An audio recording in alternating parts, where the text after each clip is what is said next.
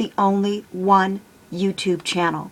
First of all, I wanted to say thank you very, very much for tuning in, taking time out of your busy day, busy schedule to watch my video.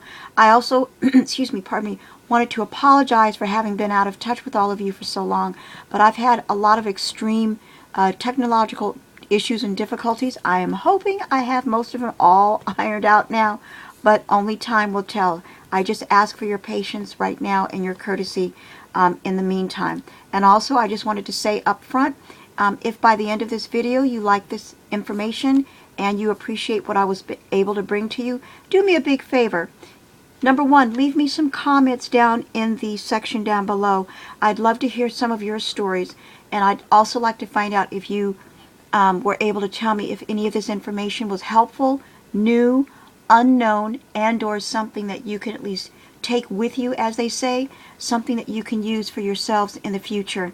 Also, number two, it would be a really, really big help if you would hit the subscribe button down below.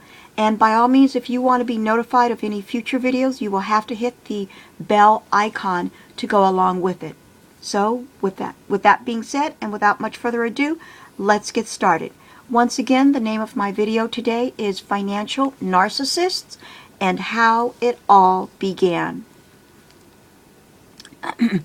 And also, I'm hoping and praying that my voice lasts for this taping, so please have patience with me. First of all, when you're dealing with narcissists, one thing that you have to remember is literally forget everything you knew about this individual. But I mean that with some specificity. In other words, don't forget all the awful and terrible things they're doing to you, because you'll need that information to help yourself later. No, that's not what I'm saying. In other words, forget what you thought you knew about them being nice and kind and courteous and generous and this and that and the other. You got to throw all that out, because now that things have turned sour between you or amongst you, the playing field is completely different. The only thing that is important to remember at this particular time is that once a narcissist has started down the path of financial abuse, they operate with absolutely no moral filter. I repeat, they operate with no moral filter. They literally exist in their own vacuum without a moral compass at all to guide them, yet they operate with every bit of malice in their intent. Again, this is something to keep in mind so that you can steer clear of them, hopefully, and or get yourself some help if you need to. So let's start from the beginning in terms of where did this whole notion of narcissists come from. And for that, unfortunately, we have to go all the way back to ancient Greek mythology. You see, the first person that we could tag, so to speak, as being a narcissist is none other than Narcissus himself. And Narcissus was definitely not the only one. And what I mean by that is that he, with what he did, started basically his own movement. In fact, he spawned generations of followers just like himself that became so enamored with themselves, with their abilities, with who they are and how they exist in the world, that they just couldn't get enough of themselves, and they just couldn't imagine that anyone would want to not be around them. That was the fatal flaw of Narcissus, to the point where he literally admired himself to death. Also, let us not forget the fact that Narcissus himself garnered millions of fans, millions of followers over the millennia. And he was also the first person who taught the rest of us about self-love, even well before the age of Aquarius. For those of you that are of a certain age, I am sure that you may remember the popular culture movement of the age of Aquarius. You see, for Narcissus, his example of love was nothing more than an example of self-love, and it was self-love before all others. He, in turn, however, created his own copycat movement.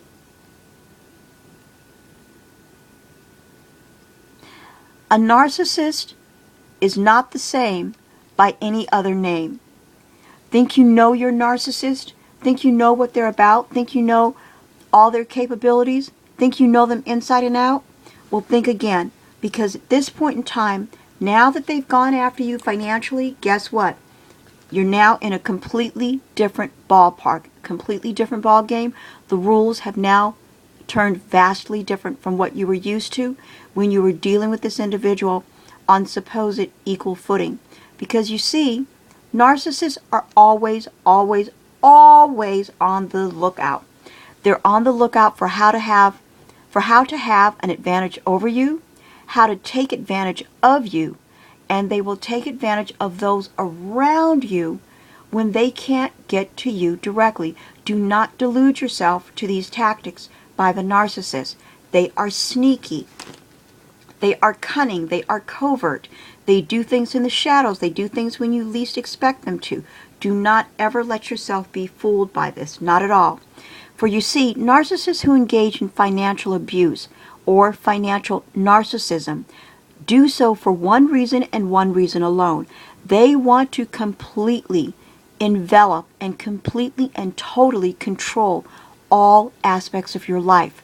More often than not, when a narcissist has exhausted all other means of control over you, whether it's because you have gone gray rock, no contact, or because they can't physically get access to you, they will inevitably go after your money. Make no mistake about that. They will leave no stone unturned when they decide to dig their claws into you for financial assets. Why?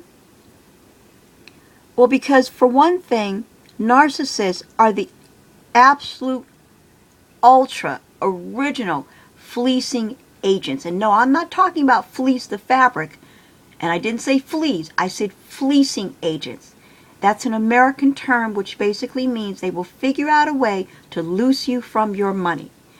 And these fleecing agents, trust me, they are one of a kind. And they know all the tricks, they know all the tactics, they know how to do it. And they will do it with complete aplomb and will not think twice about doing it. For you see, these fleecing agents are the original smooth operators of their industry. And believe it or not, if you think that they're not slick and that they don't have something else up their sleeve, guess what? Just as soon as you think that you know them inside out, guess what? Next thing you know, they're going to be coming to a theater near you. Narcissists that financially abuse others are very, very adept at what they do. They will employ a whole range of tactics. In some instances, they may offer to handle all the finances for you. They may even never let you see your own checkbook or checkbook that is there jointly. They never include you in financial decisions. Sometimes you may find that they tell you, "Oh no, that's okay, dear. It's better if I just do it. Don't worry about it. I'll handle everything. Just leave all the money situations to me." However, the moment you try and have financial control for yourself, the narcissist steps up his game. He or she tightens down the clamps around you even tighter, thus making it even harder for you to completely have control over your own situation. Other tactics may include, but they are not limited to, number one, locking you away from or separating you from your own money, whether physically or through other means. Number two, misappropriating money and then blaming you for it. On the flip side, conversely, they may also try and reappropriate those very self-same funds back to you, but they do so at a cost, at a catch, or with some sort of caveat for you to effectively earn back access to your own money. That's right, they will actually try and figure out how you can earn your money back from them. But don't be fooled, because again, don't be fooled into this false sense of financial generosity. Remember, stay focused. Stay focused on what they're doing. Stay focused on your money. Watch for strange activity around certain dates or days that were never important to the narcissist ever before, because this may signal the presence of or the current existence of some sort of covert financial behavior. Here's where it gets very dicey. The narcissist that you are dealing with may actually become very, very behaviorally volatile. Don't be too surprised if he or she or they start screaming, start yelling, start shouting. They may even become enraged that their ideas and their plots and schemes didn't work before. Because you see, in their mind, well, heck, it's worked for the last 20 years, 30 years, 15 years, whatever. And they are absolutely besides themselves and angry that it didn't work anymore, or that you were able to stop them in their tracks, and or, if anything, if you were able to garner enough support from others who help you stop these people dead in their tracks. Be prepared for a backlash, because narcissists don't take kindly to, nor do they put up easily with defeat. This is why going gray rock and no contact is so very, very important at all times. When and if you are ever successful at defeating the narcissist, make sure that you have a backup plan or people around you to help you fend off these types of individuals. Remember, they're going to become extremely angry. They may even become volatile. They may threaten you personally, or they may threaten others and loved ones around you. It may not always be easy to break the financial bond, but you've got to figure out a way to do it. Have several backup plans in the works. In other words, have several backup battle plans to employ. They may just come in handy at some point. Never underestimate this at all. In reference to backup financial battle plans, number one, if you already have suspected that the person or persons you're dealing with is a narcissist, they may ask you for loans. They may ask you to pay a bill, or they may ask you to become attached in some way to some other financial burden. Please do not do that. Do not do it at all, no matter how sincere that request might be.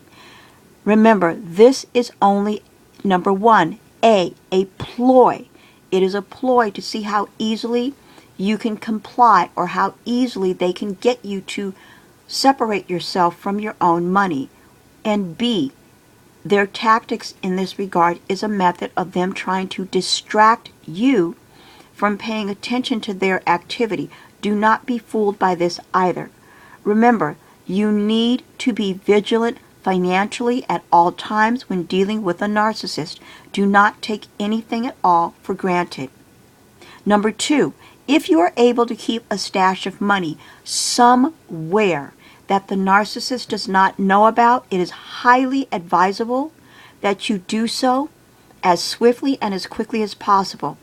Safeguarding your assets at the earliest possible juncture and convenience is important. In fact, it is imperative that you do so. Doing so might mean the difference between a warm place to sleep one night for you and your loved ones, or sleeping someplace that you might not want to be.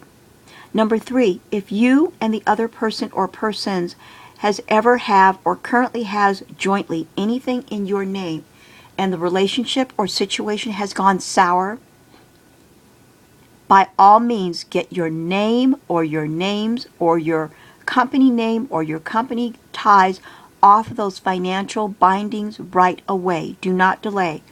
While you're taking your time contemplating your next move, trust that your opponent or opponents, narcissist or otherwise, are already working at least 4 steps ahead of you.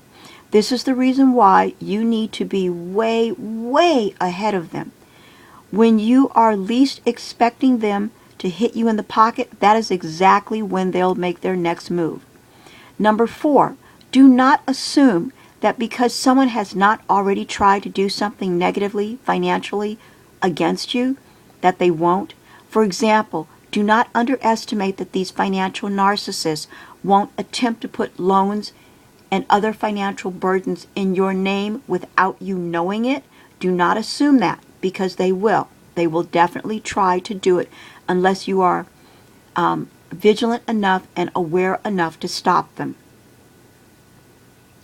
So that's all that I have for all of you today. I wanted to thank you so very, very much for tuning in to this edition of You Are Not the Only One, and today's episode of Financial Narcissists and What They Do. Again, today's episode was focused and centered on financial narcissists and what they do. I may in fact do a follow-up video to this one, but in the meantime, this is what I have for you. So please, by all means, I wanted to thank you so very much for tuning in. I appreciate it. Thank you for your extreme patience in waiting for me to come back at you with another video. It would be very appreciative and very helpful, and I would like it so very much. Please leave me with your comments down below, and more than that, if you like it, give me a thumbs up, hit the subscribe button, hit the notification bell, and more than that, if you think enough of this video, it would warm my heart most agreeably if you would pass this on and share this video with friends, co-workers, loved ones, associates, business partners, and or anyone else that you feel that has been affected by a narcissist that has done awful things against you financially. Please, I don't want to see anyone else in the situation that I, myself, people that I know, and others around me have been in. Please like and share this video. Thank you.